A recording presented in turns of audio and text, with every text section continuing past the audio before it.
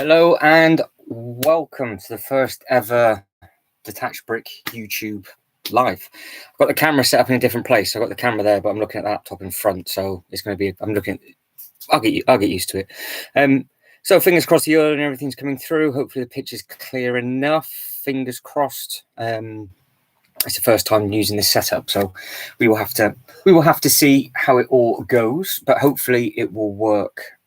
And we will get going. What is this all about? But yeah, so the point of this is just a test to make sure it's all working tickety-boo. And if you guys are hearing me okay, hopefully, fingers crossed, I've got some people coming in from the Instagram side of stuff. So that should be nice and exciting. So we'll get a bit of banter and chat going from there. And then I just want to run through all of the different theme parks with you guys, really, and any questions you have. This one might just be a short one because the weather is absolutely stunning, and obviously more than likely everybody's going to be out and about doing stuff, so I might just be talking to myself randomly for a bit. Daniel, Saturday Ave, how are we? Everything good? Everything nice and clear? Because on the preview it was all pixelated, but it looks sharp enough, which is nice.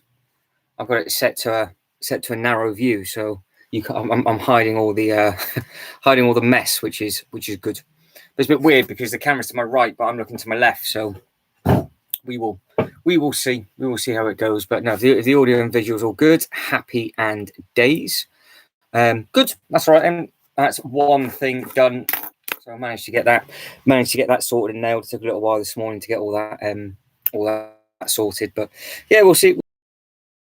We'll see if it turns up. If nobody, doesn't matter. But what I will say now, early, if you're watching this back, obviously, please, guys, let me know if there's anything that you want to see from future videos. And obviously, just let me know in the comments if anything's helpful with regards to travel and park and all that side of stuff. The other thing that we will be doing over maybe the next week or so is that I want to do a bit of a quiz just to get a bit more interactive with everybody. And this now will be the home for all the lives. I'm not too sure I'm going to do any city updates from here. I might leave that for the old Instagram and do that once in a blue moon, because we've got the city around. But this channel's not really set up for that. It's more theme park based stuff. And I've just come back from Billund as well, so that's all nice and fresh. And there's plenty of different videos and things to do with that. So that'd be nice and exciting. It's because I've all got a hoodie on. But yeah, it's the Benny spaceship one. So yes, it is absolutely roasting in here. It's so hot. So hot. But yeah, fingers crossed it'll be okay, and I won't start sweating and get all messy and horrible. But anything you wanna know, Daniel? Anything you wanna find out from any of the videos that are coming up, or any of the bits and pieces? What do you want to know? What would you like to know? Because we can cover absolutely everything. I mean, if we start with how it compares to Windsor, maybe, because you've seen all the Windsor videos, haven't you? It's sort of night and day, really. The park itself is just massive. It's absolutely amazing, and it's just so easy to get around. I mean, you can literally land. The first video that's going to go live tomorrow, linking that in with what Daniel's asking, is the first video that's going to go live tomorrow is how easy it's to get from the airport to the actual front gates. Killian, how are we, sir? How is everything? Everything okay? We all right? So that's the first video that's going to be coming out for Billund. It's just more how you can get from A to B with the luggage and everything else like that. And obviously, can you carry your bags? Is it worth getting a bus? Is it worth doing all those other bits and pieces as well? But yeah, it was amazing. The park itself is massive. Obviously, you've got the Lego house there as well. That's going to be different bits and pieces. Mandy, how are we? Hello. So the chat's really cool because it's really clear. So because I've got you on a laptop for the first ever time, I can see absolutely everything, and I'm sat down. So I'm guessing you said you can see this chat back when you watch it back, which would be quite cool. So yeah, any questions, guys, that you've got about any of the videos that have gone up from Billund so far? Now, if I have a quick mess around, I know everybody that's on here so far. If I have a quick mess around with the actual width of this camera, I'm pretty sure I can do this, and then it should show off all the mess and everything on there. So I'm going to keep it tight, but it's quite handy that I've with the help of Saturday Av, figured out how to get the GoPro attached to the laptop, which is absolutely ideal. But guys, say hello to everybody. It's been a while since we've had a proper chit chat and catch up. But yeah, going round to the getting the kids round up. Oh, Killian, no. Well, if they've got any Killian, if they want to know anything about any of the Lego parks, dude, let us know. Because that's obviously what this chit chat is going to be about, and we'll see if anybody else new pops in, and we'll just see how it goes, because I know it's absolutely roasting today. So we will see what is what. But yeah, like I said, if you are watching this back, just drop any comments below with regards to any questions that you've got, and I'll try and get back to you on those as soon as possible. And obviously, I am going to be making this the home of all the lives to do with theme park based stuff, and I might completely scrap Instagram with regards to the lives, because the system just doesn't work properly. This is just so much easier, but we will see. But yeah, with regards to the actual Billund itself, it's so easy. There's loads of accommodation and stuff about, and it's not badly priced either, which is good. The tickets are cheaper than Windsor. I was looking at flights and accommodation, and I think I was doing a bit of research today, and I was picking just a random date for like November, I think it was, and I can get to Billund and stay in a hotel with the park for like 3 days, including flights, and it's one night at the hotel in Windsor. Non-existent, Killian. Absolutely fine with regards to that. It's very much a case of with the airport and stuff, obviously, depending on what country that you go to and things, they have their own rules and regs. If you're double vaccinated, you don't actually need to have anything. Obviously, proof of paperwork is the main thing over there. And then it's very much a case of masks on throughout the whole time. When you literally get on the bus into the airport, on the plane, get back into the other airport, and then the second the doors open to get out, it's all as normal. The only thing I would say is there's absolute hand sanitizer everywhere, and you just basically forget about it. I think it's weird, because anybody watching this back going, oh, obviously COVID, I know it does, obviously it's absolutely everywhere, but it is so clean over there, and you felt so comfortable that you didn't, and obviously everything is outdoors. You didn't feel like you needed to put masks on for walking around the park and things, because the park is just so big. Whereas in Windsor, obviously I'm from the UK, anybody watching this back, I've always worn a mask at Windsor, and I'm still wearing masks and stuff to the shops and everything here locally. But over there, it's sort of a different mentality. Everybody gives each other a lot of space. They are very, very strict with regards to obviously airport stuff, and you've got to have your mask and stuff on continuously on the airplane, so you do feel real comfortable with it all. And then the amount of tests that you have on the way back as well, so you know that you're fine. It was real comfortable. I don't know what the long haul flights and stuff are with regards to how they need, well, you know, the stuff and tests that you need to get into those countries, but to get into Billund was an absolute dream, because it's very much a case of land, show your paperwork, and then that's it. But getting back was it wasn't difficult if you had already screenshotted the like your documentations and stuff, but you needed a fit to fly test, you needed a locator form filled out ready, and you also needed a PCR day 2 pre-booked, because you need the SKU code number to put onto the locator form. And as long as you had done all of that, it was all right. But that's obviously anybody coming into the UK, going to other places, and obviously at the time, because we are the 6th of September now, aren't we?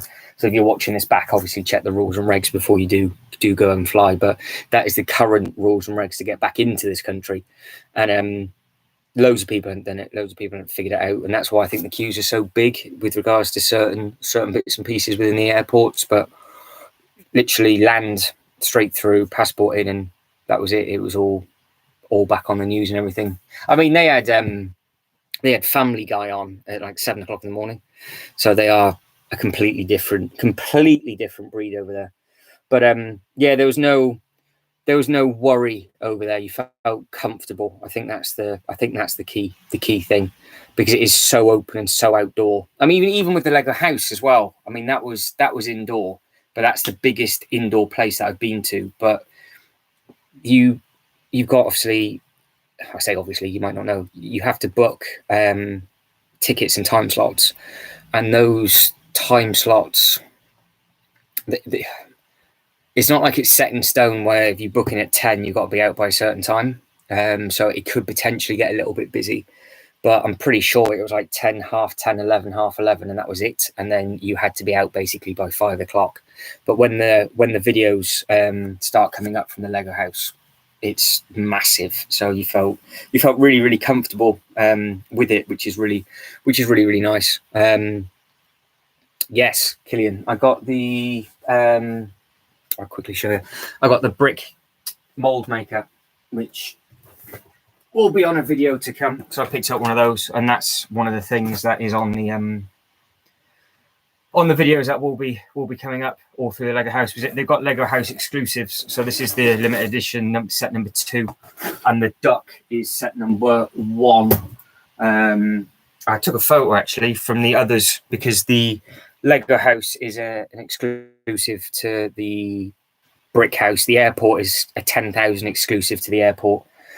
And then they had a tree house from like 2017, and there was something else as well. So yeah, there was a few good sets up there, but you could spend a lot of money quite quickly, to be honest. But what you got to remember is it's how you get the stuff back in the suitcases. I mean, if you want to keep the boxes and stuff, that's the other thing. I mean, there's no dinosaur sets as well. Yeah, that's another exclusive one that they've got over there. I mean, if you're going to go over there, you want to keep yourself either bring yourself a spare bag, because I went over with Ryanair. Obviously, you got to pay a little bit extra for another bag, but it's big enough to bring back a box or two, which is really nice. There's no real point buying any sets over there, because all the other sets are exactly the same in your Lego shops, and obviously Smiths and stuff as well. But the cool thing is the points work. So your VIP card works in the Lego house. It doesn't work in the airport, and it doesn't work in the park, and it doesn't work in the hotels, in the reception of the Lego castle and the reception of the Lego hotel. So there's all those different places you can actually buy stuff from, all within like a really small area. So that's pretty cool. But yeah, I mean, the brick molding machine, that's the girthiest box. That's the biggest box, and then after that, the boxes are a lot smaller. But if you're going to go over to the house, you can either get yourself some exclusive minifigures. I say the minifigures, it's the print torso stuff, which I do believe they have in London, but I've never seen it in any of the other Lego shops before. But I'm not too sure if they have exclusive torso print to the Lego house over there. So that's pretty cool.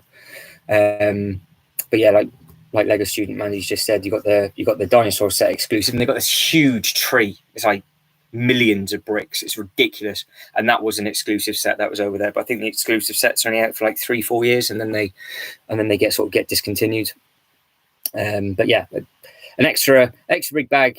I mean, it's Ryanair currently for us, for the UK. Ryanair is the only people that you can fly with. So obviously they do everything with the tickets, don't they? Where it's carry on only, and then you got to pay for another bag if you want to.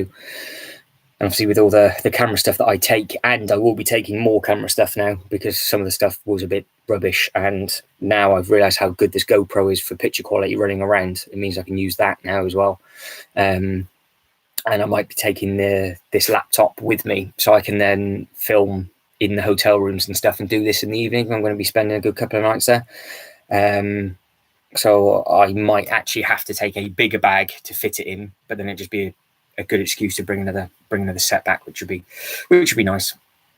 But yeah, the brick molding machine is cool, and yeah, definitely, Killian, get yourself an extra bag if you can, because it's worth bringing some bits and pieces. Worth bringing bits and pieces back. What we got? I've missed a load of stuff because I was too busy looking. Yeah, I'd love the duck. Yeah, that I was. Don't think the duck's on the box. Yeah, that wooden duck's pretty cool, but I don't know how I would fit it in within the city. Oh, he's just taken some. Cowboy Dave's gone. So you can see the duck there. So that's the one that came out COVID year, and then this has just come out for this season. And I would imagine they're going to be doing it every year now, which is pretty tasty. But the duck's ace because I didn't realise the duck actually comes on a platform. But I haven't had time to open this yet. But what I quite like, it's got all the history of everything, and you get given. Oh, I should have brought them up with me, but at the end of the Lego house, you get given a packet of bricks. So you get given 6 red bricks, and it's multi-millions of ways of actually putting these bricks together. And you get given a pack, and it comes out of that machine, and it is actually the same green. And they have a little one of those made up just underneath. Don't think I took a photo of it, which is really annoying. I just did everything on the camera because that would have been quite handy to do for quizzes and things. But me running around with the camera for a few hours, I forgot to get the phone out and take a load of photos, which is really annoying. But I am loving the fact I can just scroll through the chat so easily and see it all. That's amazing. Why didn't I do this earlier? Why didn't I just go, right, Instagram's not working properly. Let's go over to YouTube and have a bit of a chit chat. But have you got any of the exclusive sets, Killian? Because I've actually just put a poll thing up on the Instagram page, wondering if people think it's a good idea for the exclusive sets. I know this is coming off topic from the theme park stuff, but I think the only exclusive sets you can get now are actually from the Lego house, because the Chinese New Year sets were never available to us to start with, obviously apart from over that way, and they've stopped doing that now because they had the rowing boat set as well, didn't they? But yeah, the duck would be nice. The duck would be good. But we will plod along with this. Does anybody know, or has anybody seen the new water park in Italy? Because I did get sent some pictures, but I don't know the scale and everything from it. I got it from Ginty. She sent over some bits and pieces because she knew somebody that was over there. I don't know if she knows an Italian or anybody that's over there, but I think that's currently open.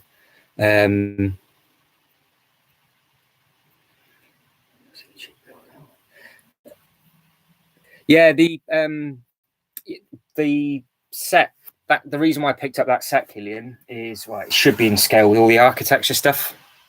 So it's the same sort of stuff as this. I mean, it is a little bit bigger, but it's got the plaque at the front. So what I will do is when I make up the it's going to go in the Miniland, and rather than it being sort of like a Miniland walkthrough, I'm going to have all like the exclusive sets and stuff together, and then have all the architectural sets sort of around it. And I've got the fan just to the right, my fan, which I'll try and get motorized and get that spinning around as well. But it's yeah, I think it looks a nice set. I don't know what the color is going to actually be like, but we'll open it up. It'll probably be more of a Christmas build by the time because I'm going to try and get out to a different park and film. I'm tempted to get over to Italy, depending on the weather. But again, it depends on travel, because they have an amazing new water park that was open this year, and I'd love to compare that to the Dubai park that I went to a couple of years back. I've only got one. I've got one big fan. That's it. I've got no other fan base, but I have a big Vestas fan just to my right. If I open up the camera, I'm sure it will pick it up. In case people are watching this back going, "What are you talking about?" But yeah, it's that thing. Just you can't see it. It's just at the top there. There's the blade, so you can just see the blade there. But yeah, I want to try and get over to the Italy park and compare that to the park in Dubai and just see what that's like, because I think it's going to be very, very similar with regards to the slides and the rides, but that is perfect for adults and children, which is really, really nice. because some of the actual water slides there are brilliant.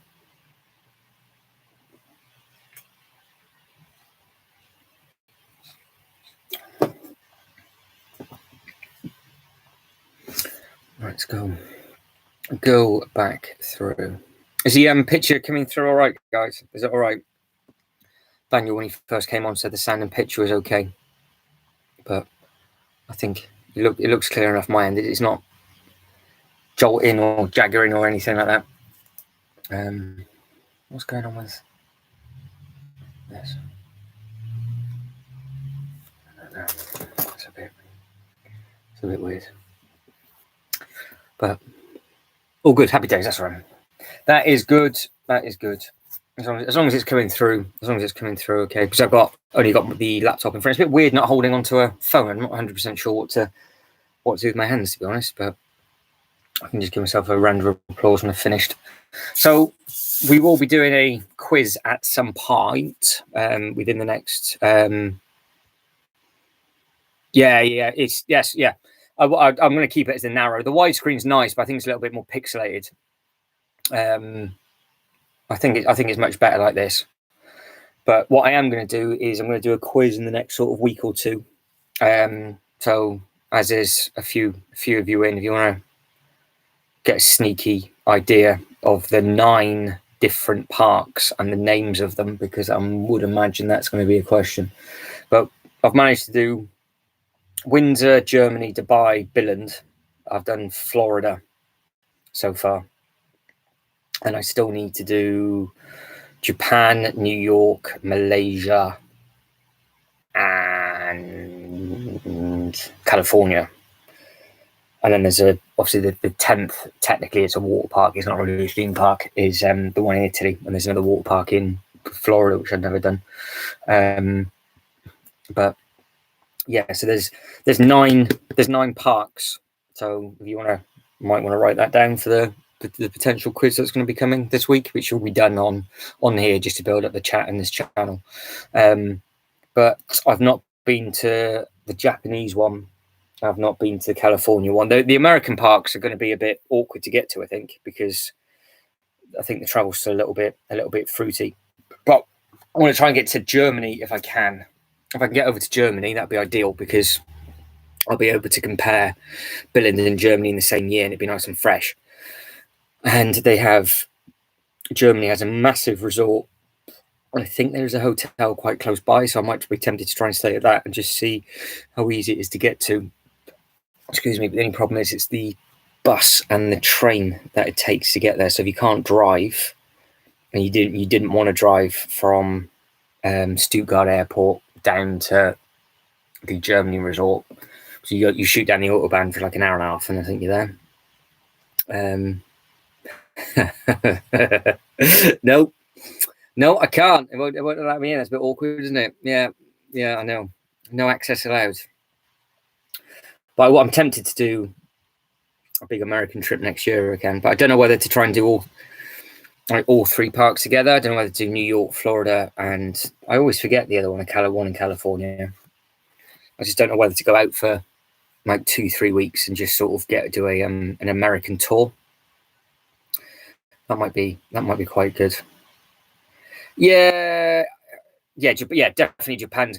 It's a bit weird with Japan, because not Japan's weird, but because it's obviously a completely different speaking country, and their whole nature is completely different. I don't know if I would just fly into Japan, do Japan, and leave. I don't know if I'd do it on before a holiday maybe or something, rather than spending 3-4 days in Japan, because from what I can see, Japan hasn't got a resort or anything. They've just basically got a small hotel and the park, and then you've just got the rest of Japan to explore. I'm not 100% sure how I'd get on with that.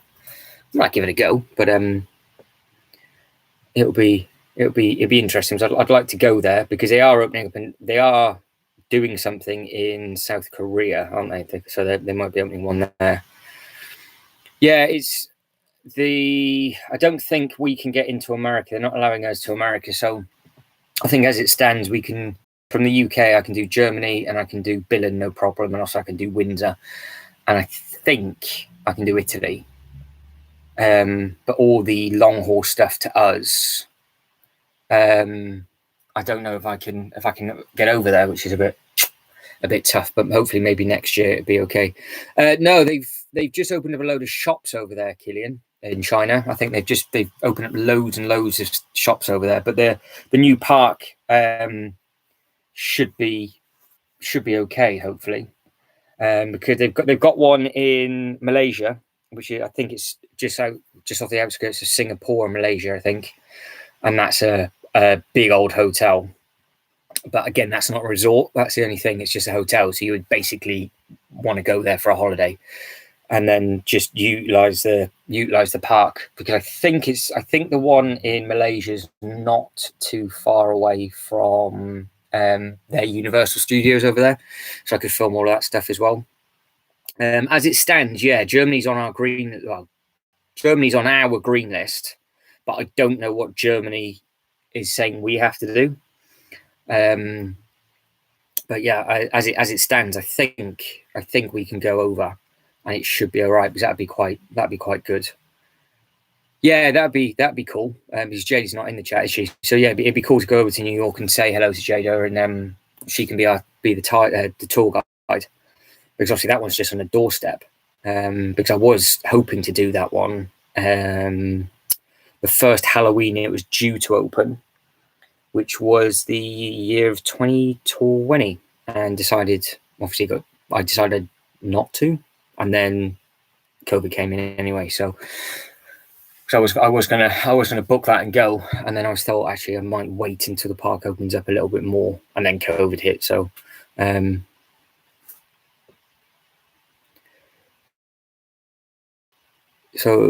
we're on your amber list, but yeah, things are that's your own ruling, isn't it, into your own country? That's the thing. Because coming into this country, depending on what colour you are, you just need the fit to fly, the locator form, and the PCR day 2.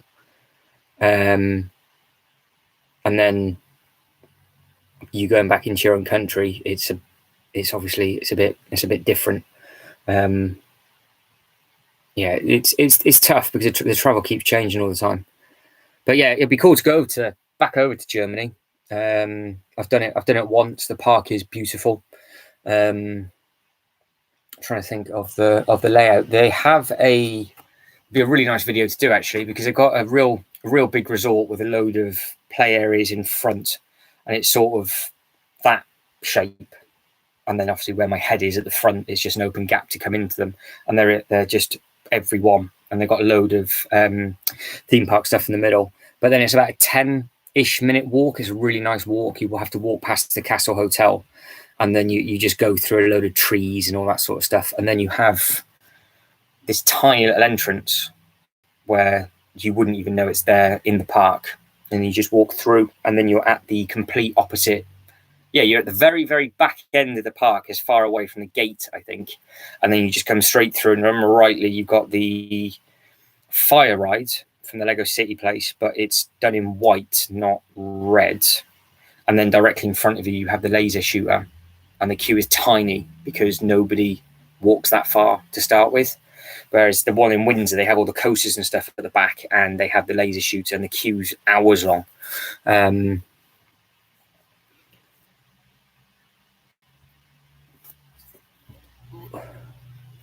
Oh, the Dutch amber. Yeah.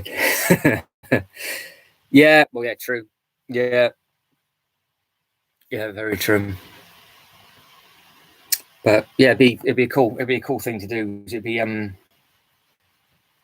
be nice to film over there and just see the differences between the two. Because when I start getting the Billund videos uploaded, and if I get back to Windsor, I'm going to start mixing up the Billund and Windsor stuff. So you're always going to have different content coming through, sort of every couple of days, rather than it just being was like 33 videos in a row from Windsor, because I couldn't get out of the country.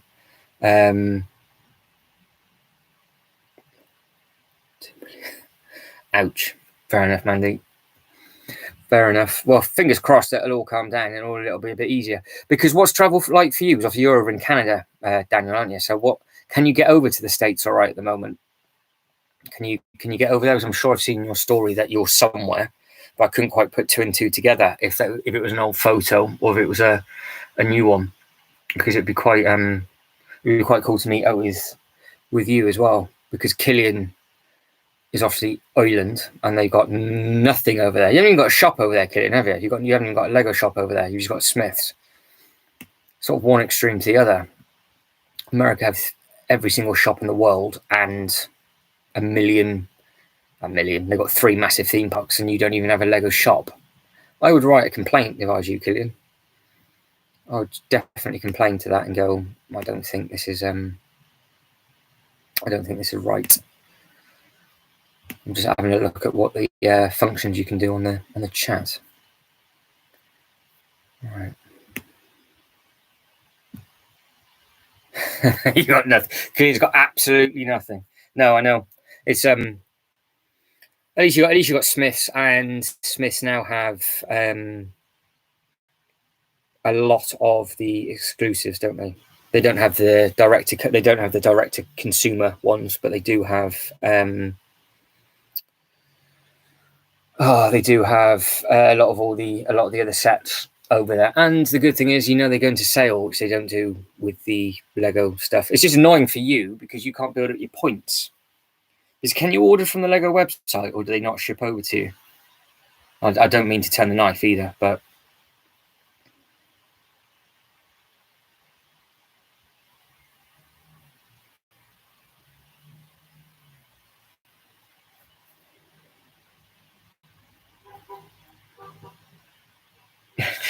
you have cheesy fries at Supermax.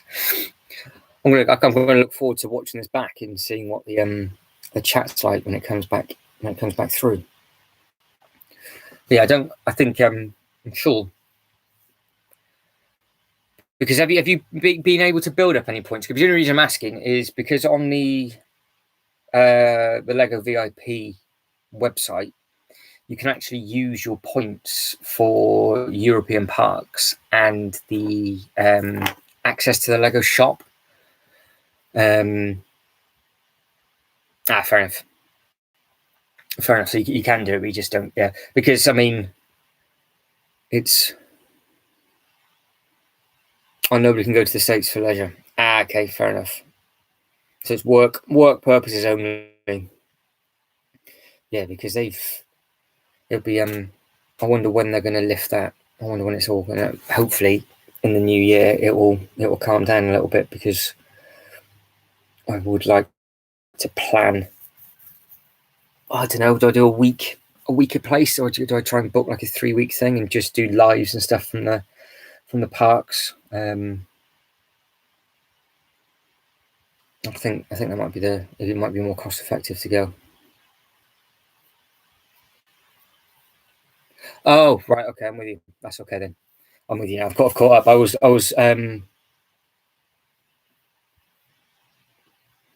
was just before lockdown. You have what? Booking my tickets? What? I've missed something. Oh, okay. Sorry, talking about curry cheesy chips. You're going to go all the way over to Ireland for curry cheesy chips. They haven't got a Lego store over there though, Mandy. So you're going to be struggling. But they might have the new they might have the new Marvel CMFs. They might have those over there, which would be good. But it is so hot up here.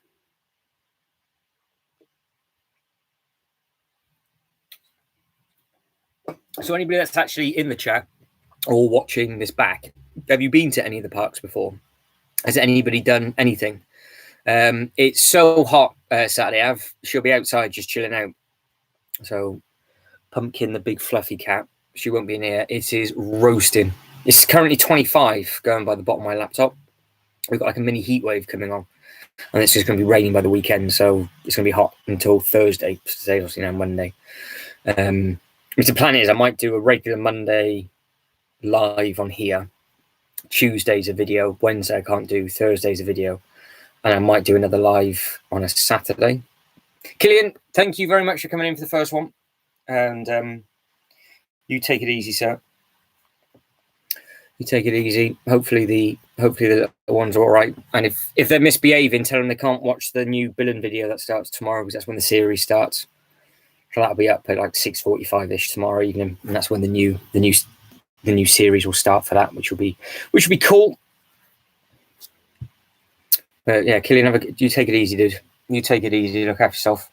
Say hello to the little ones. Oh, you might have gone already, but did you catch your name and the little one's name for the Hulkbuster from Windsor a little while back? I did give you guys a shout out in that. He's not been to a park. So has anybody been to a park?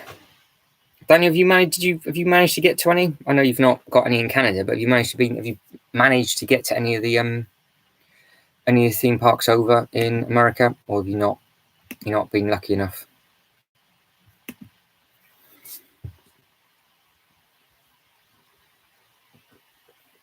But as Daniel will be letting me know for that answer,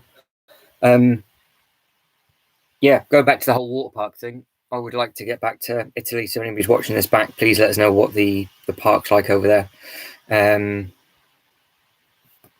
It's good. Okay, so the Billund series, I'm going to try and do it in a way where it's sort of travel and accommodation on one day, because I'm going to be uploading 3 videos a week regularly, and then if I can get away again, I'll start uploading a little bit more, because consistency key. But if I can do a live, I don't have to upload as many videos. If I can basically do something on YouTube 4 times a week at least, it'll be fine. But we're going to have travel and accommodation. So the first one is going to be walking out from the airport all the way around the airport to the front door of the Lego park, just so you can see actually how easy it is to actually get to the front gates. Then we'll have a video from the inside of the park for video number 2, and then video number 3, I don't know whether to start the Miniland tour, because that's going to be in so many parts, and then just upload a Miniland a week, because I think that's going to be like 8-9 parts, so I can just do one of those a week rather than it being 3 weeks of continuous Miniland like it's been for Windsor, which has just been a bit of a pain. I want to try and split them all up. But there's obviously the Lego house as well, so it's going to rotate round. It's the plan is to have 4 different topics with 4 different playlists and the main playlist, and then they'll upload as we go. But yeah, the first one is going to be just walking to the gates, and more than likely I'll finish off the series with the plane taking off and me just talking about the costs of everything. But if I can build up enough backlog of videos, I will then start mixing and matching each park. So if I can get back to Windsor for Halloween, obviously I'll throw in the Halloween videos before I do all the other Billund videos and stuff. So yeah, I think it's like 9 parts. I think it's something stupid. And the Lego house, so I think I did something like 14 hours and 40 minutes of filming in the end, I think. Saturday he's never been to a park. You'll be coming along for a ride with me, Daniel, tomorrow when the Billund stuff starts. So I've made it as detailed as possible. So fingers crossed. But yeah, ideally, I'd like to get to the new New York one next summer, because I'll have to ask Jada, but I don't know when they're doing their next lot of building construction work, because they've only opened it as they've got 4 zones, haven't they? So the first zone is just the basics. And then I think they're opening up more and more and more. I think Jada said she was going to send me a photo of the map, but then she got ill, and then she had a surprise graduation thing, didn't she? So I need to chase her up on that. But yeah, if you can get down to Billund, Daniel, you'll absolutely love it. And to be fair, it's only a small place, but you would spend, well, for you, probably 2 days in the park and 2 days in the house, I would imagine, actually, because you and your little ones would want to build absolutely everything. So you spend a day in the house just building everything, and a day in the house just looking at everything. I mean, I spent 2 hours solid in the history museum, I think. So you could easily do a week with a couple of rest days, and it would be so relaxing compared to a lot of the other stuff as well. It'll be really nice. So yeah, if you can get down to Billund. But I mean, I guess the cost of flights for you would be a lot more expensive to get to Billund than it would be to New York. Being in Canada, I guess. Oh, it could be completely wrong. But yeah, the series of Billund is going to be very much one video of the park per week. If I can just do the one, there's some videos of the rides that I want to try and get up. The house has a lot of history detail, so I will probably do that every fourth video, depending on how it rotates around. Some of the walking and talking videos of the different routes of how to get from the front door of the hotel to the front door of the Lego house was really jarry and blurry because I've been an idiot and had the camera on the wrong setting, I think. So what I will do is, if as and when I ever get back there, I will just use this GoPro, and it just means I can run around with it because it's so stable compared to the camera. So that's that'll be good. But yeah, with regards to travel and accommodation, there's lots of different bits and pieces to come for that, and then I'll do all the pricing and stuff at the end. But yeah, the videos will be nice and detailed. So if you can never get down, I mean, I'm going to try and do the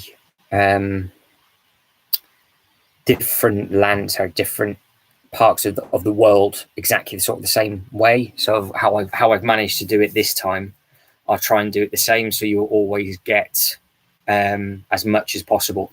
The only thing is that it's really difficult. You've either got a choice of a detailed mini land, which takes ages to do, or you get a detailed walk around of the park. Because if you think in Windsor, I split the park up into 4, and that was like an hour and a half of content in a row. And the mini land at Windsor was split into 4, and they're about 20-minute videos as well. I don't have enough time to do both because some of the parks are just so big.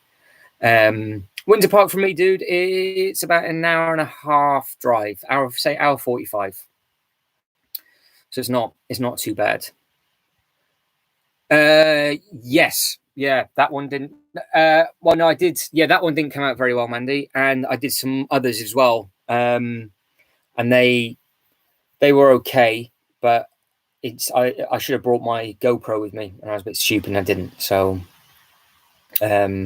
what I can do is I'll do that, because I tried to do a lot of different walkways, because they've got universities over there and their HQ and stuff, which you can go past the hotel in a straight line. So I tried to film that. There's different ways you can go left, but it all meets into the Lego house. So it's actually really easy to do.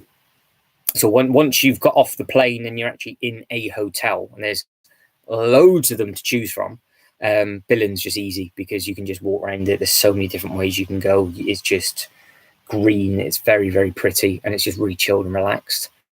But yeah, they've got a walkway with some statues, and some of that came out okay, but some of it was really jittery because I think I had the camera set to a photo and I must have hit the wrong button under the microphone. I didn't realize, so I was half asleep when I did it, which is really annoying.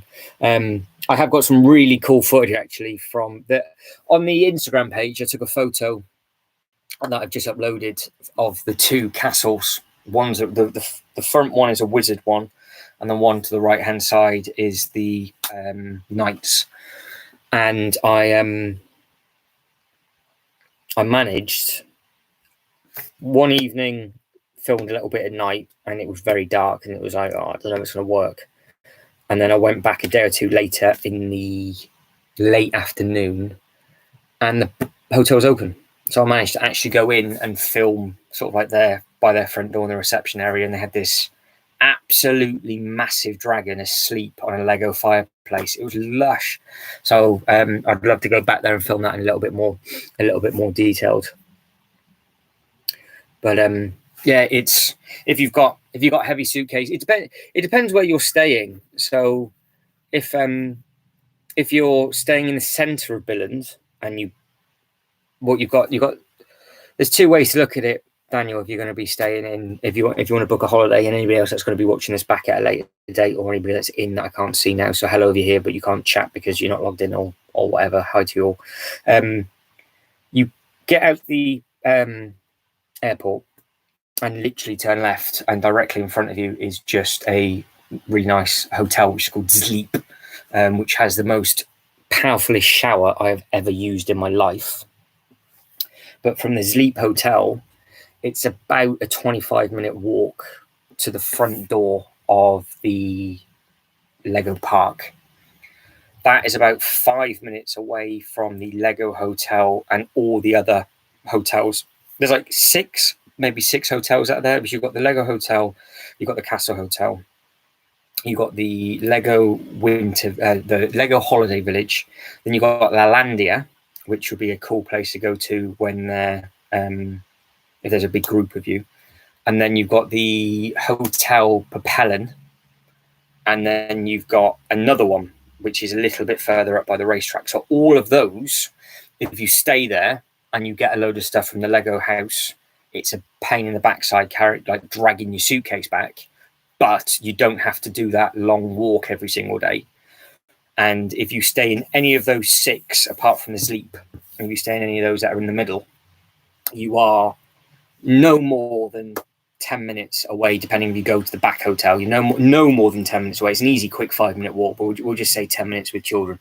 So it's no more than 10 minutes to the front door of the park, and then you're about 15 minutes from the accommodation as well to the Lego house.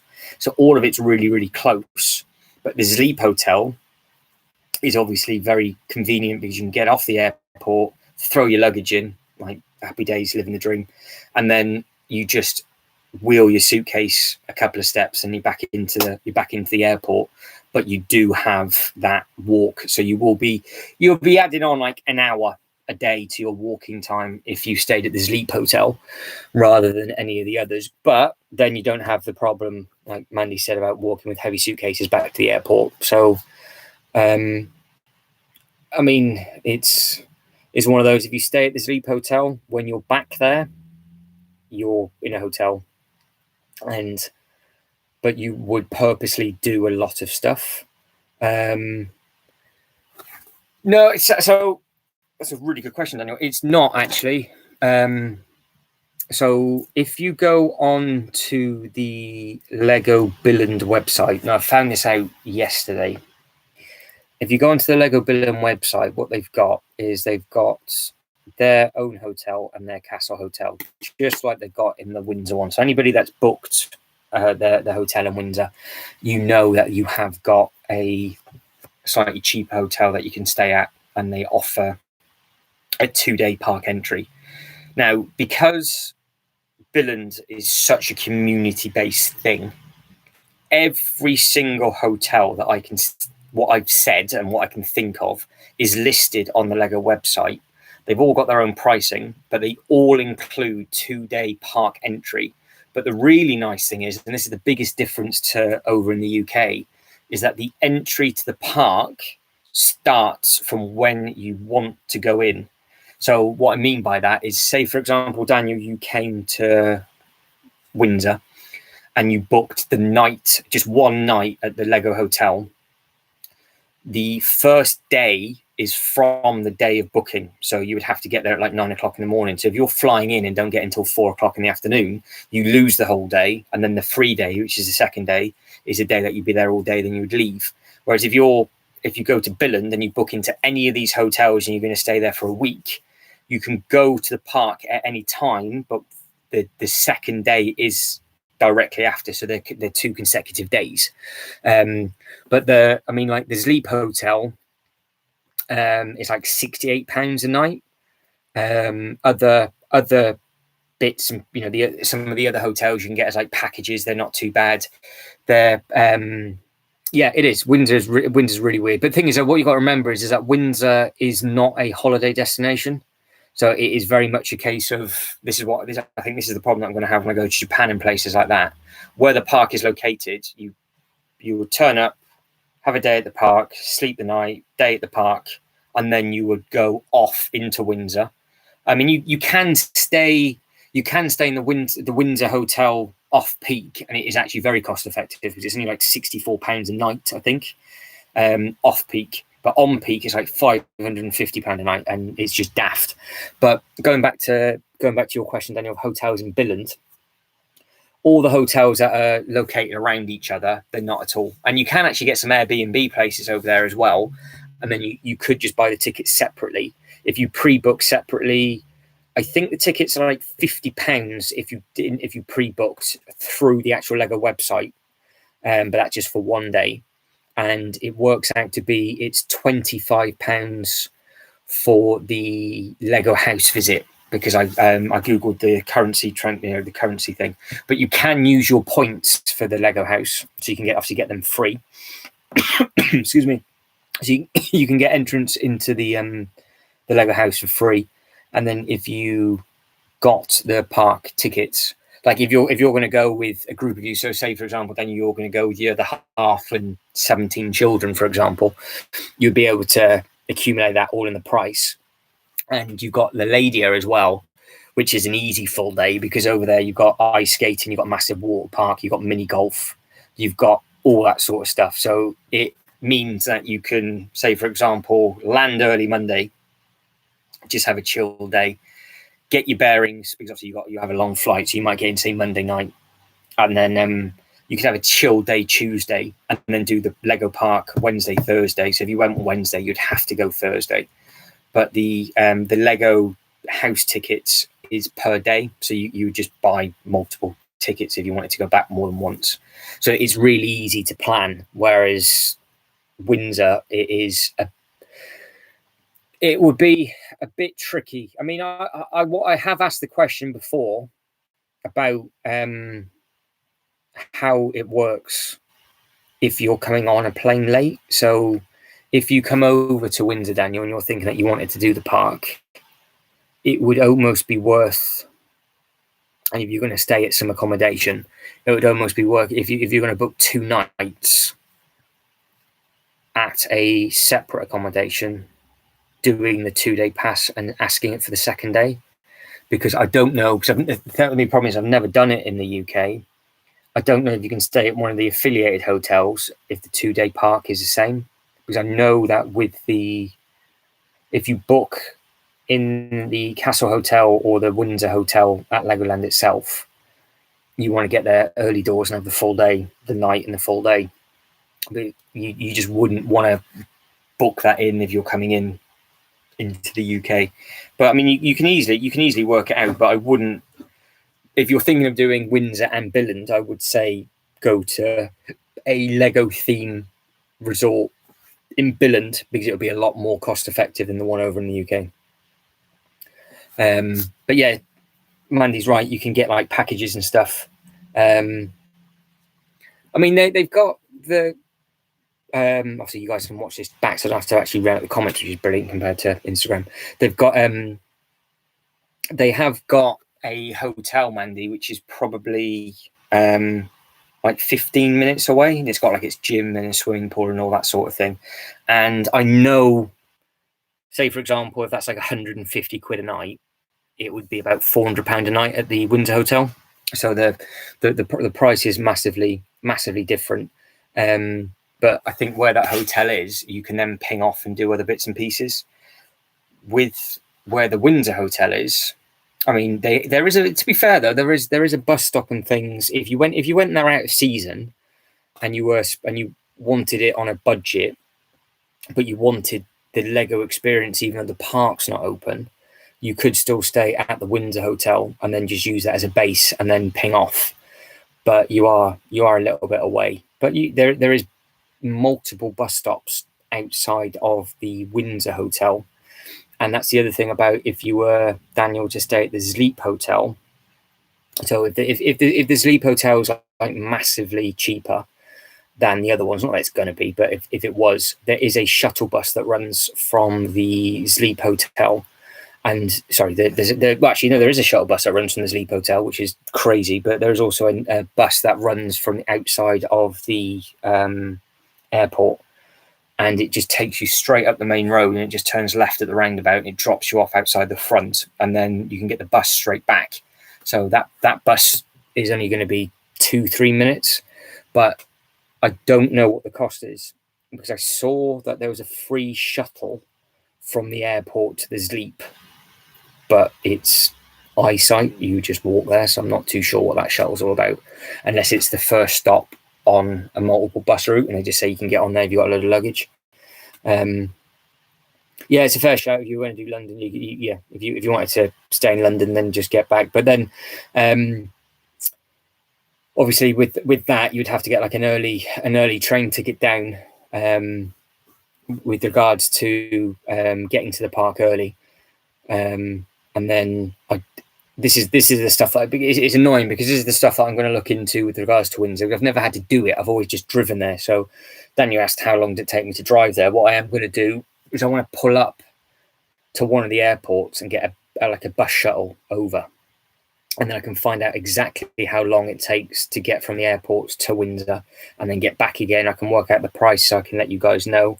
I can do it again from the centre of London and come back. This is the thing I said in the video that just got uploaded yesterday when I was walking around the Windsor car park. That's the kind of stuff that I want to do, because it would just be much more beneficial for you guys that aren't in the UK. But because I drive, I don't need to do that. So I know about it for the other bits and pieces, but I don't know about it from the UK. But if you stayed in the centre of London, and I don't know how long it would take you to get from London to the park and how much time you would lose. But I know the park, if the park opens up at 10, if you just have to backtrack it and just see how long it takes to get there. And then I don't even know how you would get from the bus stop to the gates, which I've never had to do it. I would imagine they would give you like a little shuttle, because it's a hell of a from the front is a hell of a drive up to the car park. And then obviously you guys have seen how big the car park is. It's a little bit of a walk unless you get priority parking. Yeah, that's true. If you're in London, you can go to the Leicester Square store. That'd be another good reason for me to go, because I can do that at the same time. Yeah, I would imagine there would be. I would imagine there'd be a shuttle, but I just don't know how long it takes without looking into it. Because again, like I said, I've not had to look in or do it. But I know that there is a shuttle from directly outside the Billund Hotel. There is multiple buses, and when I was walking around on one of the evenings, I filmed 2 or 3 buses with different numbers on that all had the airport across the top, which is right beside the Sleep. So that'll take you back and back through. So it is literally, you just got to walk around an airport, Killian, and then when you get around the airport, you just got Billund. That's it. So you got Billund, walk, airport. So it's all nice and easy. But yeah, if you were to get the shuttle up there, it'd be a lot easier for you to do, especially if you're with your family. But then potentially you might be able to stay at the Sleep Hotel for a little bit cheaper, because the rooms are quite big, so they will sleep 4 people no problem. And the room's pretty decent size, but it's not themed, it's not Lego based themed. But yeah, the transportation all around Billund is really easy. But London's going to have that sort of stuff, but it just depends on, is it going to eat into the time of when you're going in there. But I'll do that as a full series once COVID calms down a little bit. I'll jump on all the different transportation side of stuff and just see what's what with regards to the transportation side of things.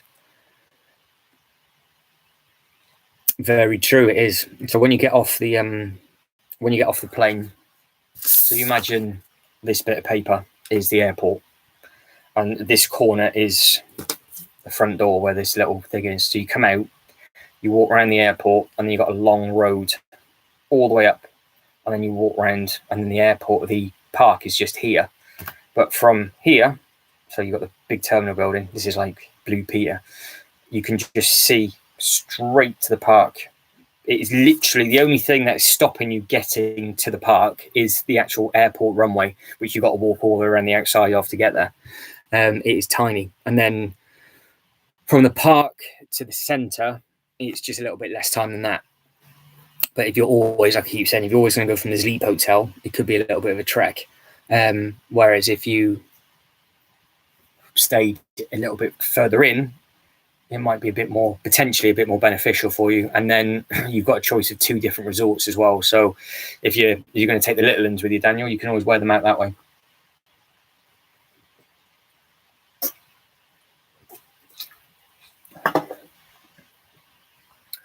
But where would be your next one that you want to get to, Mandy? Where would you want to go? Where would be your, would you do Germany? Or would you want to go somewhere further afield? Because Germany is a resort, so it's obviously all on site, and then the others, it would be very much a case of adding it into like a holiday. So it is completely different.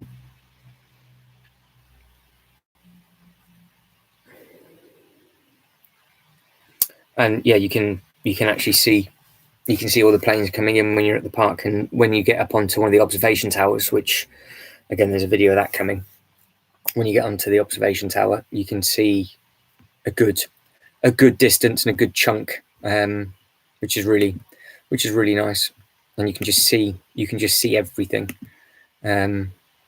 which is really helpful. So yeah, where would you want to go, Mandy, for your next one? Would you want to do a water park, or would you want to do a resorty place? Because you've got Germany, which is a resort. Dubai is a beautiful resort over there. And then the new water park that I keep saying about Italy, the reason why I want somebody to let me know in the comments of what that's like is because that is in its own resort, and it has an absolute monster of a theme park attached to it. So it's got a huge theme park in Italy, and then beside it is the water park.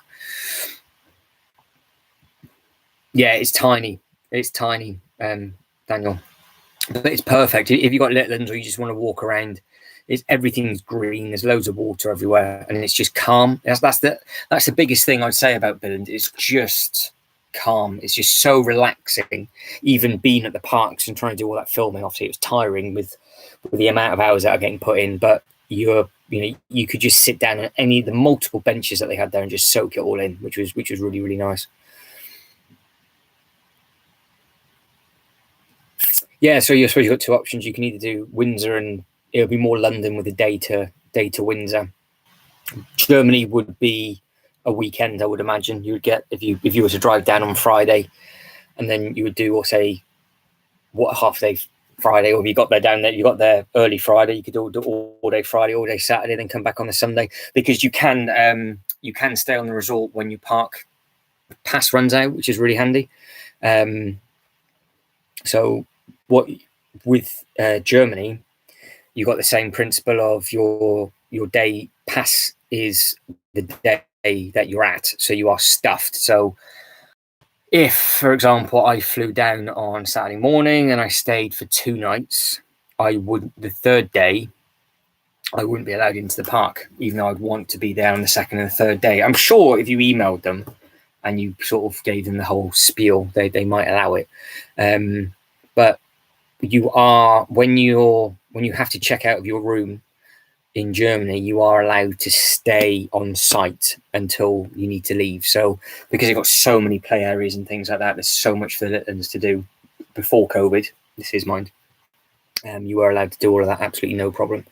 So that was a really nice gesture, because they've got so many things over the one in Germany, because you've got all these different sort of bits of accommodation. You've got the barrel accommodation. You've also got the hotel is on site, so it's within the resort. You don't have to go anywhere separately, because they've got the big castle hotels there. And then like the food and stuff, like all the all you can eat bits and pieces. That's lovely. You can do all that, and it's all there. And you've got a huge Pirate Inn, which has its own completely different gourmet menu and things. So there's lots of different stuff that you can do. The one in Germany, which is all together. Whereas Billund, it's very much a resort for camping, and everybody uses that. And then the main food is a bit further in. That dude, I don't know. There's plenty of. Oh, to be fair, no, that's a lie. I do know that. When on the last evening I was walking around, when I uploaded that photo of the hot dog and the what is that Phantom? It was the green version of that. They're now selling these in the UK, and they have like a haunted house flavour over in Billund, which is really tasty. There was a massive, I say massive, that's a lie. When you start watching the videos, Daniel, and you see the front door to the Lego house, just imagine you're coming out the entrance, turn left, and then you just walk in a straight line, and then directly in front of you, you have a sports shop. If you just turn right, it's all one long road. You have a really, really nice bakery, like completely fresh bakery just down there. And then in a couple of shops, there's a really nice eatery, like a steakhouse eatery.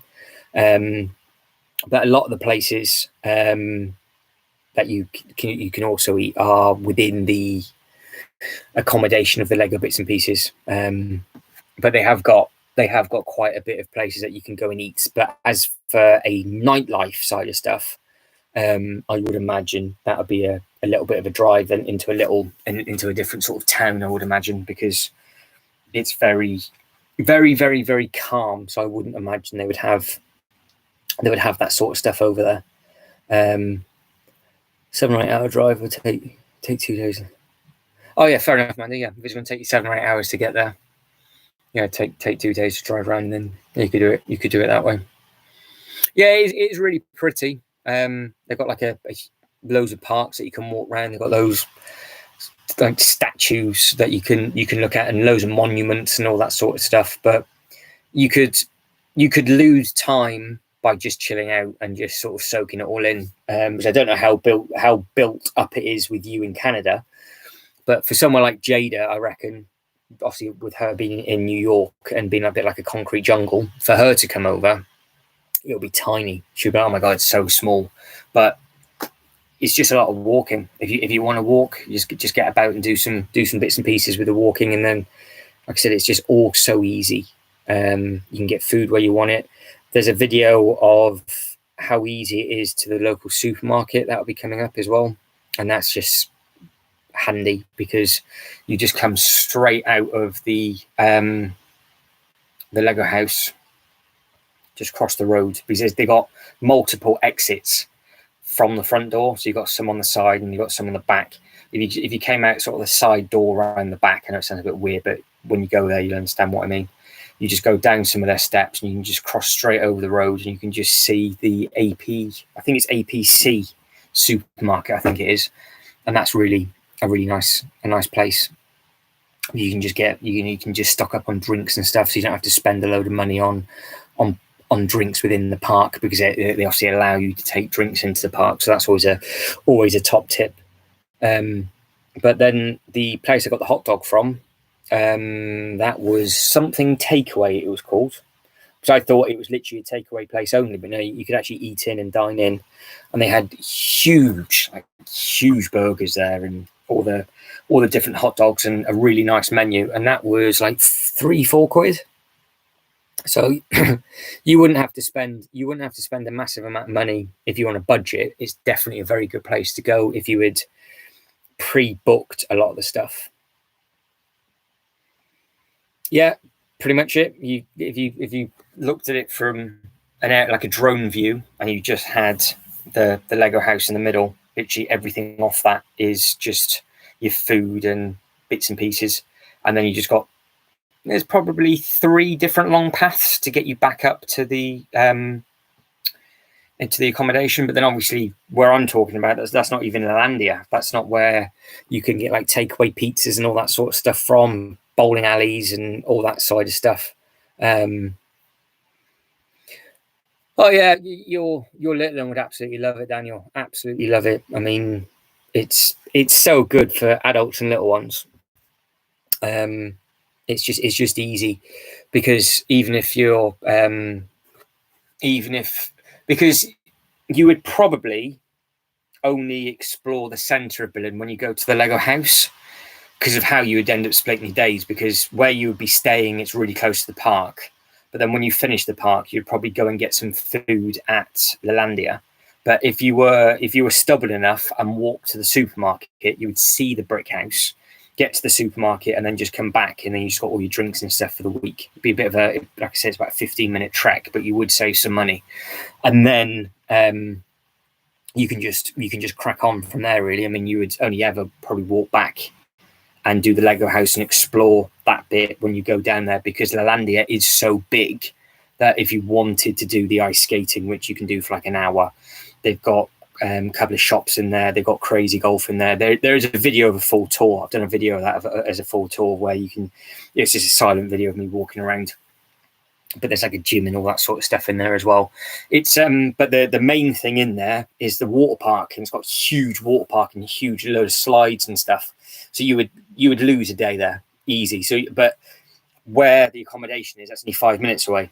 So your legs are only going to get really, really tired when you're walking around the park, and then having to walk from the airport on your first day. Because if you did the airport on the first day and then walked off to get the drinks and stuff, that's a big walk day.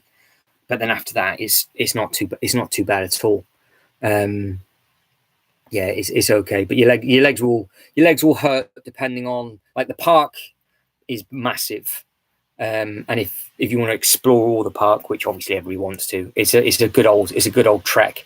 But like I said in basically every single video, the amount of seating in Billund compared to the Windsor Park, it's just ridiculous. I mean, you can just basically sit anywhere, eat anywhere, do whatever you want. Each food place has its own tables, and you can just chill out. And they put benches nicely within the mini land, so you can soak all that in as well. So if your little one yourself gets tired, you can do so. I need to get back over and do the water slides, because I've been there twice and I've not been in and done it.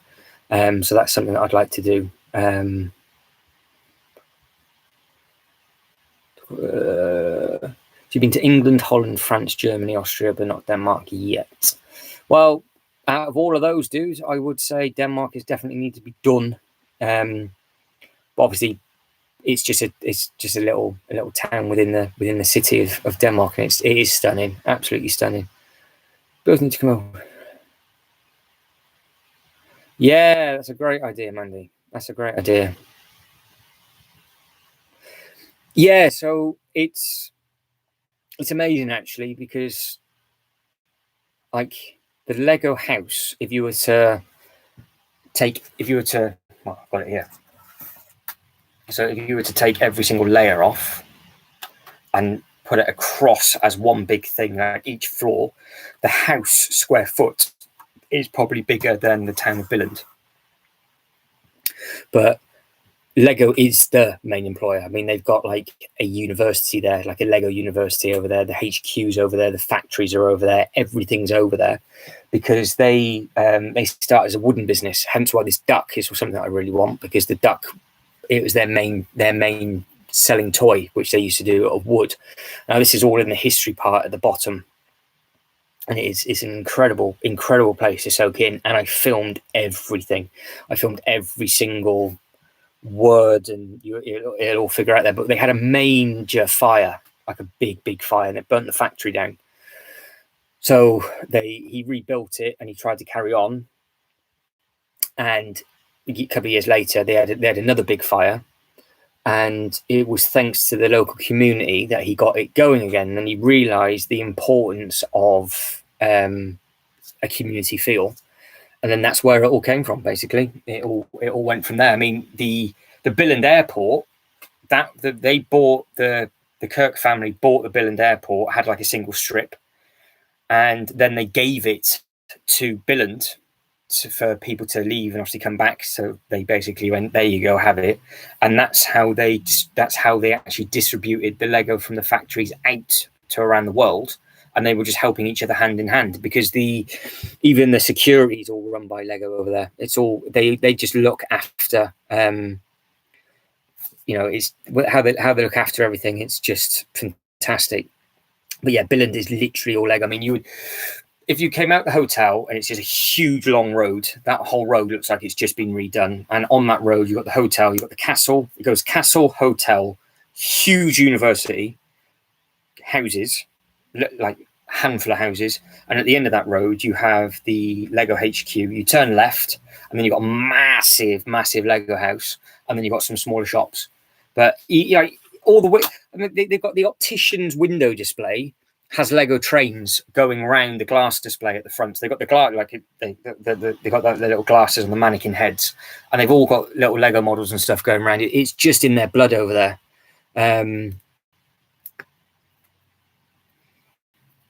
Yeah, it's true. Yeah, when you do get tired, when you're really exploring and you want to soak it all in, you do get tired quickly. But Lego is the main employer by a mile, and I would imagine they give it all to their.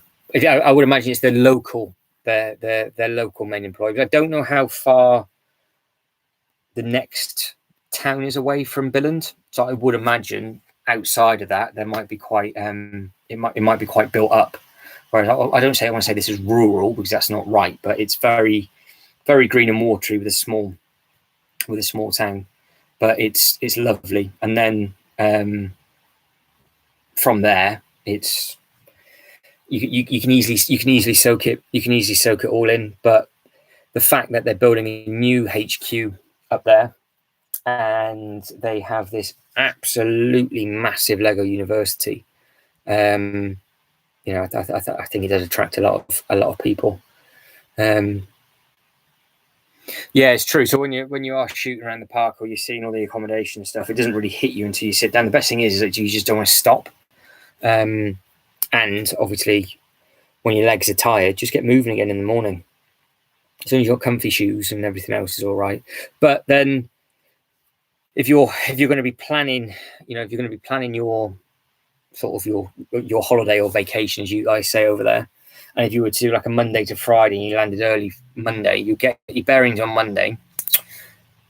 If you didn't want to waste any time, you would then potentially do the Lego Park Tuesday, Wednesday. Thursday would be Legolandia, which would just be water parks, and it'd just be chilled, sat down basically, not doing too much to recover, and then do another stud day at the Lego, because the Lego house could be. There's two ways of doing the Lego house. You can either do the Lego house where it's going to be very, very, very full on with regards to standing up and doing the basement level, which is the surprise level that not a lot of the AFOLs know about, where it's just got the full history of everything. I mean, they have every single year, date, history of every single Lego set, everything about the company, everything. I don't know how many times I'm going to say everything in that sentence, but you would spend potentially hours looking at that. I mean, it took me a good few hours to film it all. But then the other side of that is that you have a load of building bays where you can just sit down and build a load of stuff. So once you've done the first walk from the airport, if you were to walk from the airport, which you probably want to do after a couple of long flights, after that, you as long as you planned it and you split it up, with your jet lag, you probably wouldn't want to do the Lego house and the Lego park back to back. You'd probably want to split it up a little bit, because there'd be nothing worse doing it tired and not being able to let it soak in.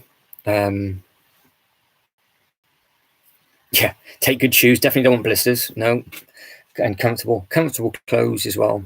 It'd be quite interesting with how you'd be able to do your luggage, because it depends how long you're going to be staying for. And if you were to do Windsor, then Billund, and then come back to Windsor, then fly out, it'd be interesting how much extra you might have to pay for all the other luggage that you would be using for Windsor, because the planes are much, much smaller. So you would have to get a monstrous plane from Canada to Windsor. So pretty Heathrow, you'd probably land. At the moment it's Stansted, but by the time you come over, it'd be Heathrow. But then if you're getting like a smaller plane, you'd obviously have to check in your big suitcase again. You might get stuck for that unless you just took hand luggage. But it depends if how long you're going to be down. Yes, sat down, built a bee for an hour. Yeah, but there's loads of stuff. There is loads of different stuff to build, because it's all color coded. So, and that's the really nice thing about the actual house. If people don't understand, it's seasonal. So what they have these massive areas and these levels, and on each level they've just got massive amount of bricks, instructions, challenges, all that sort of stuff. I mean, if you want to see it for yourself, and again, if you're still watching this and you're watching this back, get onto the Lego House Instagram page, and there's loads of photos on there, and you'll soon see what I mean. But they change every quarter, I think. So for Halloween, all of those bricks are going to be pulled out, and they're going to have like pumpkins to build and all that sort of stuff. And obviously, all the brickwork's going to change for the level. So you can go back there a couple of times a year, because they'll do the Halloween stuff and they go straight into the Christmas stuff. So they'll pull out all of that, all the Halloween instructions, change the brick color over. So they're very, very clever with how they can get recurring customers for such a small place, because it is somewhere that you just want to travel to and just keep going back to, because they offer so much stuff. So depending on what time of year you go down to, Daniel, it depends on what Union Littleham's going to be building, because there's just loads of stuff. Yeah, the Lego house. I mean, to be fair, with I definitely needed a full day to film it all. Definitely. But I might have stayed. I stayed downstairs as long as anybody would stay. I would say you're only going to stay in the basement, as that sounds dreadful, but you'd only stay in the basement as long as I stayed down there, because I literally was reading everything word for word through the viewfinder on the camera to make sure that it wasn't going too quickly. So I read every single word that was there. But then when I finished, I ran straight upstairs, where they did actually have a cinema downstairs. And downstairs where the cinema is, you have a meet and greet with all the, I say meet and greet, they're not actually there, but you meet the designer from the sets, and they take you behind what everything was. So when I stuck my head through, I think it was an Ninjago thing or it was a Star Wars thing, and they've just got to continue it. They've got a nice big cinema, like a big cinema room, with a huge big cinema screen, and you can see all of that sort of stuff. And then upstairs, I was running around like a headless chicken trying to film all the models, because there's just so many models to film. I didn't actually build anything. But if you're very much wanting to sit down and build a lot of stuff, but still take in all of that stuff as well, you're going to need a minimum of a day there, if not maybe a day and a half. So it's annoying with not knowing when you're going to land, because the day you land is almost like it's a wasted day with regards to your luggage and what you're going to do. But I mean, if you knew that you're going to get in super early and your plane was going to be delayed, you could always book tickets to the Lego house knowing that you're going to be there for a few hours and soak it in, and then book tickets again at the end of the week and just have a full day there. But it very much depends if you're going to go there for building or if you're just going to go there for models. But I've been there when I wasn't filming. I did it within a few hours because I read all the history, and then I just looked around and saw some bits and pieces, and I didn't really build anything. They got a load of car challenges and stuff that you can do on. There's loads of different stuff on every floor, which your little one would be amazed by, which I don't think you would be able to do in a full day. But you just pick and choose those bits.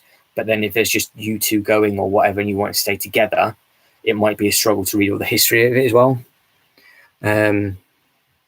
Yeah, I reckon that's right. You want a day and a half. Yeah, I think so. I think you'd want like a full day of maybe just building, or 3/4 of a day of building, then go down and read the history. Because even for the little ones, it'd be nice to look at all the stuff, and then you could come back as more of a play day, knowing you can just do the challenges. Because it's cool, because each floor's got different build challenges, or they've got like race tracks on there where it does actually time you, and you've got to build all the cars from scratch and stuff. They've got another loop-to-loop challenge that they've got there.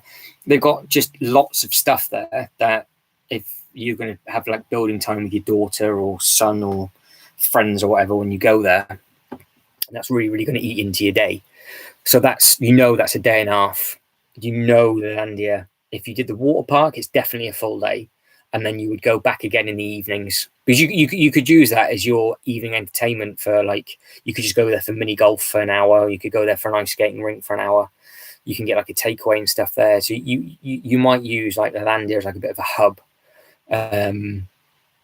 So that's you're still already at 2.5 days, 3.5, 4.5 for the park.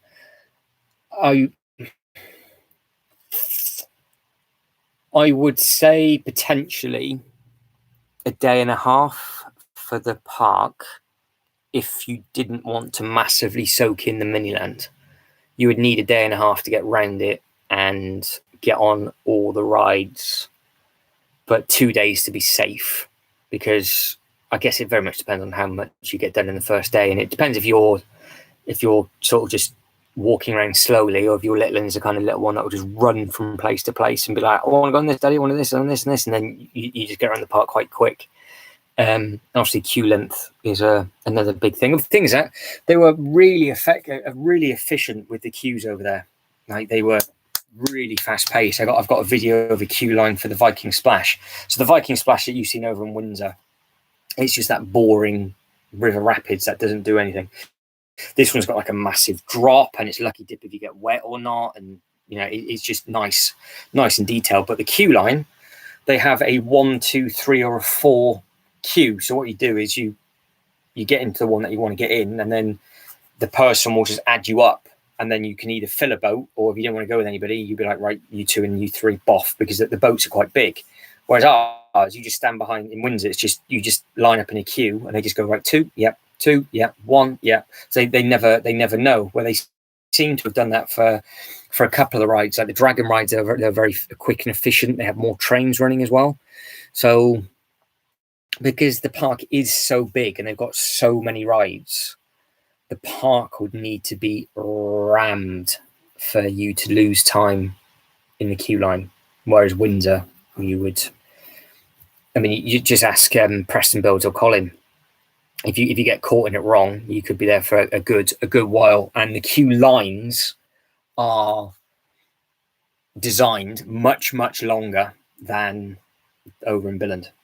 So yeah, the queues are good. But if you said you've lost 3 days with the park and the house alone, day 4 is Legoland.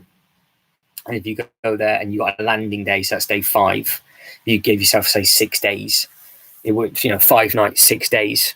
That wouldn't be too bad. But then it's a long way to come for that amount of time. But I mean, you could make it longer by giving yourself 2 days at the park, 2 days at the house. That's, instead of it being 3, that's 4, 5, 4. Good maths. And then you can just work it out from there. But if it's something you really seriously thinking of doing, it'd be amazing to go over and meet you over there, because I can just definitely stay somewhere completely different, and then just meet up with you 1 or 2 of the evenings, and just if you want any advice of where to go next or how to get tickets and stuff and all that sort of stuff, because I'm going to be going over there 3 or 4 times a year, I think, when COVID calms down, because I want to film all the seasonal stuff, and it just means I can do that and then fly much further afield and just sort of try and get that sort of stuff soaked in.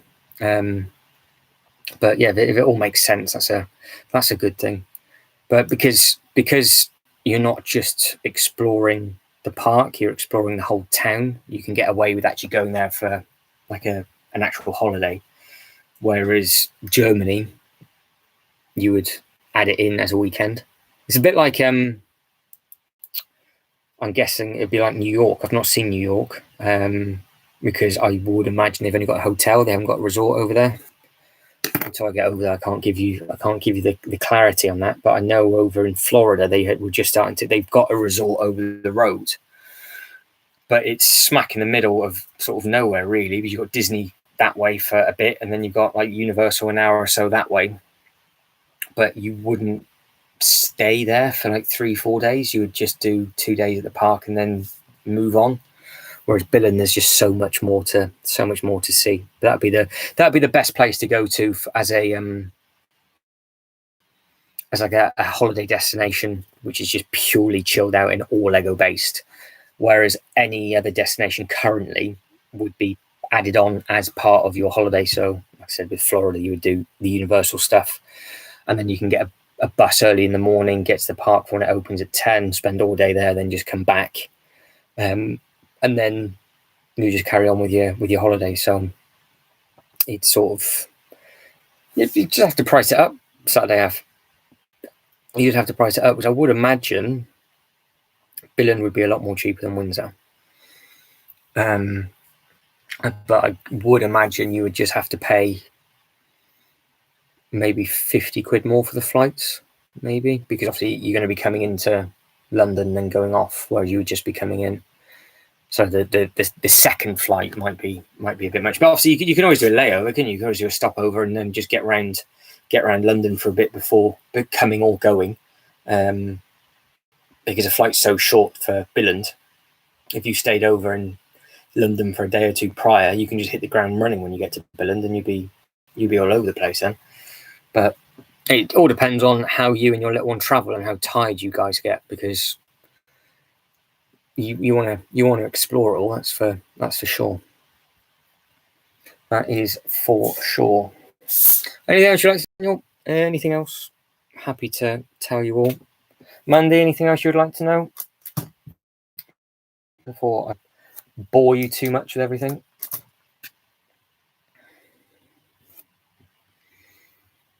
But like I said, guys, if you are watching this back, because this is obviously just the first live, we'll be doing this, I would imagine, weekly. And when people start building up in the chat and things like that, it'll be a lot more interactive with regards to like questions. And again, when there's more content up on the channel as well, you guys will see it, and then we'll have a little bit more to talk about. Whereas at the moment, you're just going by my word. Whereas hopefully within in a week or two, and all the Billund videos are up and live, you'll be able to see. Yeah, that'd be ace. Yeah, definitely. I mean, I want to do New York. So if New York's easier for you, because I can remember you saying that you might just go down from New York for a couple of days, and so you know, if you went down there for a weekend or a long weekend, Friday to Monday, I would do New York. I'd have to plan it, but I know that I can get.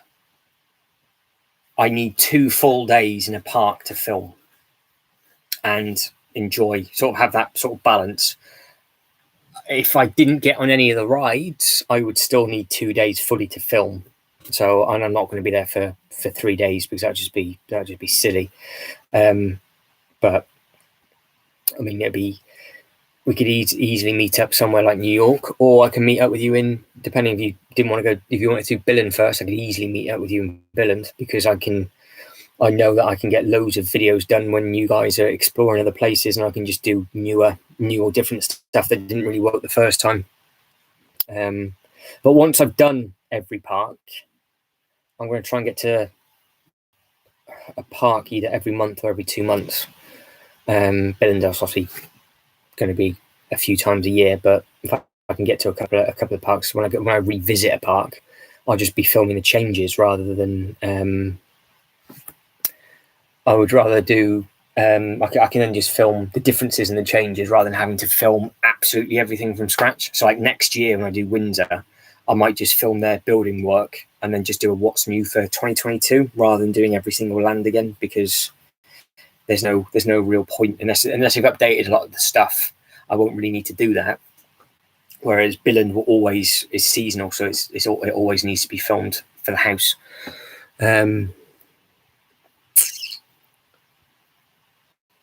Yeah, so if you're going to do 10 to 14 days, you're going to want to do London first, aren't you? And then spend, because if you sort of landed in London, did a couple of days there, then had a good few days over in Billund to soak all the Lego-y stuff in, and then you could have a few more days elsewhere when you landed back in the UK, then fly back. That would work well. But you just need to work out how many days you'd want to do without rushing, because if you were already in the UK, you could get an early door flight, so you'd land at like 9 o'clock in the morning with hand luggage, and you could do a Monday to Friday. I think if you landed early Monday and got a later flight back on the Friday, and it was part of your 10 to 14 day thing, and you didn't want to eat into your holiday too much because you had a lot of other stuff to see, I think 5 days would be okay, because it'd be 2 full days for the park, a busy day at the Lego house, 1 day at the Landia, and then you got your landing day. Whereas if you wanted to say Monday to Saturday, you'd definitely get all of that done then. Definitely. So man, you would do New York because it's closer than Germany, right? New York it is, absolutely. Oh, that's true, yeah. Yeah, so you could, yeah, there's me going, oh, you would land in London, but you could land in Amsterdam, and then you got a direct flight from Amsterdam to Billund. So yeah, you could do, because we were trying to say to Jada when she was coming over that she was going to come over for a huge amount of time, but you wouldn't need like 10 days over in Billund, because it is very small. But if you didn't want to be rushed, you just have to work out how many days you would need. Oh, wow. Okay. So you can drive to New York in about 6 hours and a flight is about an hour or less. Oh, sweet. Because I know, because I've looked into it, that it's a where you land, you can then get a shuttle from New York to the park. And then I was going to stay over for Halloween. So I was going to do a New York Halloween special because it looked very much like the Halloween movie from Michael Myers. I was going to stay in a place like that. It looked amazing. But I was going to do Thursday night flight, all day Friday, all day Saturday, all day Sunday, fly back Monday night. I was only actually going to do it for 4 days. I was going to come and go to New York and back again in 4 days. But I would have to, for that, I would have to figure out what else is about to film and make it worthwhile. Because the problem is, it's just the cost of flights. The flights are really cheap. I don't mind traveling for no time at all. It's stunning at Christmas. I did it 2019 at the end of November. I managed to do Billund for a weekend, and I flew Billund back to London, and then I went from London to Dubai, and then stayed in Dubai for a week at the Lego resort over there. And Billund was amazing. It was lovely and cold. The only thing is, though, if anybody is watching this back, you've got to be careful with the times that you book Billund for Christmas, because the park isn't actually open at Christmas. Well, it wasn't in 2019. I don't know if they're going to open it up for COVID, but it wasn't in 2019. And so that means you've only got the house that you can do. The Landia is open as normal, but it will massively affect the prices. It looks really pretty. All the Christmas decorations are amazing. The window Christmas shop displays of the Lego stuff that they do with the old sets that everybody wants are absolutely incredible. But yeah, the parks and things aren't open, and same thing for Halloween as well. Like, they don't celebrate Halloween over there. So when they do the Halloween themed stuff, their Halloween was like the 4th of October to the 24th of October. So I found that really weird, because Halloween this year falls on a Sunday, which is October 31st, obviously. But if it's Halloween weekend, and I thought, they're going to be open. And the actual park in Billund is shut for Halloween, and I don't even think the Lego house is open at that point either. So when it gets closer to seasonal stuff, it's a little bit different, because I think, obviously, because of the weather, they won't have it open. Whereas the parks over in America and Dubai at that time, it's very, very hot, isn't it? So you can always try and find a sunny place to go to. But I think Dubai's open all year round. I think they open all the time because they've got a big resort there. So I think their parks are pretty much open all year round. I don't know if they're open on Christmas Day, but I know some of the bits are, which I found really bizarre. But it is beautiful. I managed, actually, in the same year, this isn't a flex, but it just happened to be in the same year that I managed to do Billund and Dubai back to back, end of November, start of December. And then I actually managed to get a night at the Lego Hotel in Windsor for the Christmas thing that they were doing. But I managed to get it slightly cheaper because it was early on within their sort of brick or treat. So I did it on like a Tuesday or a Wednesday rather than at peak time at the weekend. But I didn't realise that half the park is closed. So you think that it's going to be quiet and you can go on all these rides and things. Whereas they had one section. It was the Enchanted Forest that I always walk around, which you guys have seen in the videos. You got the Enchanted Forest, and all of that has all the Christmas models, but you can't actually get through it, which is really annoying, because you've got to pay for a ticket, which takes you through the Enchanted Forest, wraps you around the Castle Hotel, and then the other end is where you have a meet and greet for a Lego Santa. What they do have down there is loads and loads and loads and loads of Christmas trees, all with the lights on, and it does look very, very spectacular. And Billund, the Lego house is all completely redone out for Christmas, because they've got like build together Christmas trees. You've got like these big mallets that you put together and stuff. The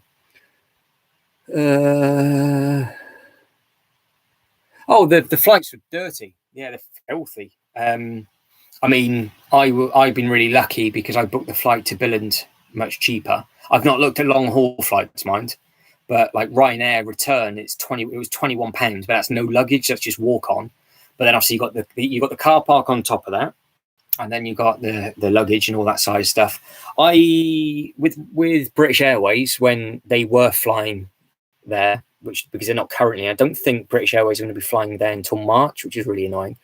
They were £64 return if you booked it 8 weeks in advance, whereas now it's completely different because they're obviously not doing it. But certain airlines going over there, they're like 150, 200, £300. So it's like an hour and 20-minute flight. It's stupid, but I don't know how expensive. Like for me to fly to New York, I don't know how much more money that's going to be. But it does seem that a lot of the airways and a lot of the terminals, they're not anticipating them to open up fully until February, March next year.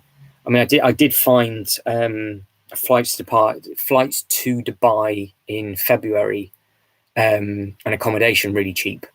So that was okay. But now you're allowed to fly there. I did notice that they were very, very expensive compared to what they used to be. So hopefully by the time everybody's allowed to fly back to America again, the boom of flights would have calmed down a little bit. But it's the thing is that the planes are empty. I mean, I flew over to Billund and there's only 60 people on the plane. I mean, it's a 200-person plane. There's nobody on there, so that's probably one of the reasons why. Ouch, that's crazy. Yeah, the amount of money extra. I think it's if you might have to book it well in advance, but obviously the problem is with doing that is that you just don't know what's going to be happening. And now, if you want to book a hotel with like secure cancellation as such, where if you wanted to cancel it on the same day in case you couldn't get there, they charge you like 60, 70 quid more, which is understandable because obviously if you cancel, they don't get any money. But then they were never going to get any money anyway if you're not allowed over there. But they will charge you more if you go there and don't have to cancel just because of the risk. But if you were to leave it last minute and then book, the hotel would be cheaper. So you got a it's an expensive cookie. It was an expensive cookie. But yeah, I've noticed that certain flights have put the money up a little bit, and certain places for accommodation can be quite expensive. But for all the places that I looked in Billund, it was very, very reasonable. It will be interesting to see which way it goes next year. Hopefully the cost of everything comes down, because obviously it'd just be nice. It'd just be nice if it did come down and everybody can start traveling again. But I think the fact that a lot of the airlines obviously can't fly to America and a lot of other places like Australia and New Zealand and things, maybe the short haul flights are getting stung a little bit more, and then when it all gets back to normal, it might be a little bit more calm. But yeah, I think so. Right, guys, is there anything else that you want to ask? Because I do not want to outstay my welcome for the first one, but I thought we've done well for the last hour and 43 minutes. So if I can save it and end the stream and get it uploaded, we will.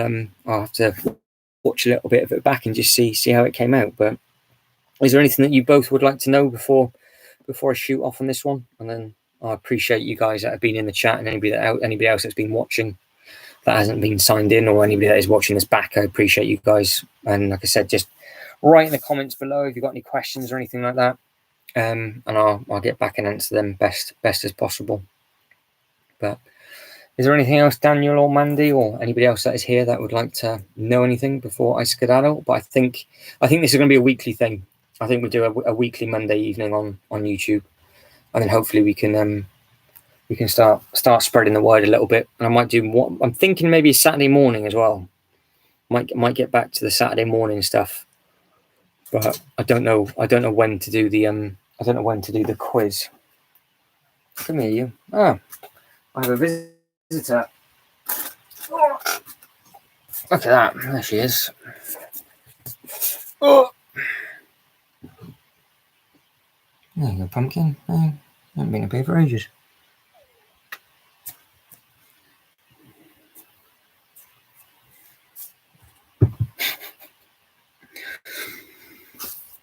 Is there anything else you guys would like to know? So I don't actually know how big a delay this is on, because it seems to be quite it seems to be quite responsive. So I thought this was only going to be like a short half-hour test, but obviously I can talk for Queen and Country for an hour and 44. So, and you've had the diva visit as well. Pumpkin's showing her face. That's the first time she's been up here all summer. But she's like, "Now screw this. It's far too hot." Let's have a look. What does that do? I think that'd be it. Right. I'm not too sure. I don't know if anybody's here now or not. They might have disappeared, which is fine. Right, guys, I will go. Thank you very much for everybody that was here. And like I said, anything else you want to know, just write in the comments. I will probably be doing this every Monday. There will be a quiz coming up as well, which will be blasted all over Instagram, and then hopefully that will start getting foot traffic back to here, because we had a good. We're usually always in double digits on Instagram, so it'd be nice to get them over onto the old YouTube, because a lot of people don't tend to go from one to another. So, guys, as always, thank you very much, and hope to catch you in the next one. You lot take care. Ta-da.